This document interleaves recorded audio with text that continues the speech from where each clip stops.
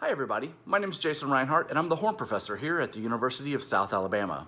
You just heard my performance of the middle school lyrical etude for the Alabama All-State auditions for this year. This etude has a wonderful melody to let you show off how beautiful you can make your instrument sing, as well as a few technical elements that will allow you to demonstrate technique and counting. I'm going to put the music on the screen and let's talk about some of the elements more closely. The tempo is marked moderato, so it's a relaxed pace. I think the recommended tempo marking of quarter note equals 76 beats per minute works well for this etude. Just to be clear, this is written as a duet, but you are only responsible for learning the top line of the duet, and you do not need to take the repeat in the middle or at the end.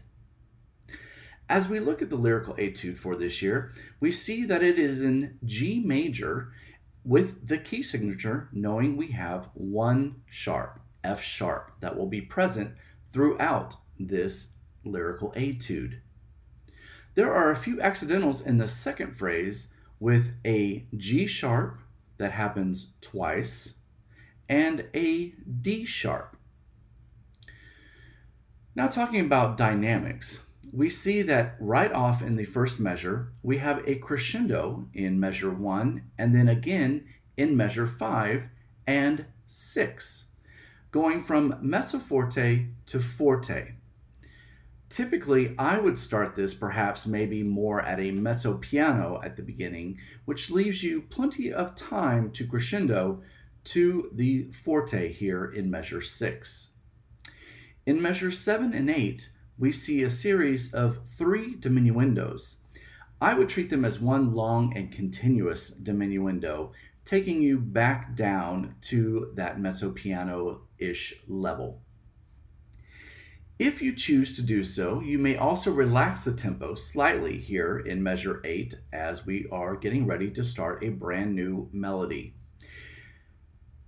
However, be sure that when you begin here in measure 9, we are back at the recommended tempo marking of quarter note equals 76 beats per minute.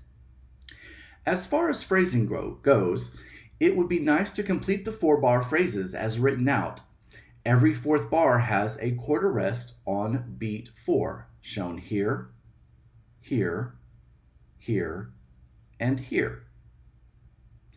If needed, you might be able to sneak a breath at certain points in the music, but be careful not to break up a phrase or a slur to make that breath happen. Be very careful of the rhythms of this etude. While there is nothing too difficult, there are several different rhythms that you must navigate. You want to make sure that you are subdividing eighth notes, and especially on half notes, you are allowing 4 eighth notes to go by before moving off of the half note. Pay close attention to the dotted 8th 16th in measure 7, right here. We want to make sure that we are keeping the integrity of that rhythm on beat 2 and 4. So each dotted 8th should be 3 16th notes to the 1 16th note rhythm. So if you were to sing this, this would be D D D D D, D D D D D. So making sure that you're subdividing in your head 16th notes on these 2 dotted eighths. The other rhythm that only shows up once is the triplet on beat 4 here in measure 11. Make sure the triplet eighth notes are a bit faster than the eighth notes that precede it in the measure. In measure 15, we see a unique rhythm on beat 4, shown here. All that rhythm is a dotted 8th 16th without the dot. So this 16th rest acts as your extra dot. So as these rhythms up here in bar 7 is equal to that beat there. So you're thinking 2 16ths on this eighth note versus the 1 16th written. So this would be D D D D.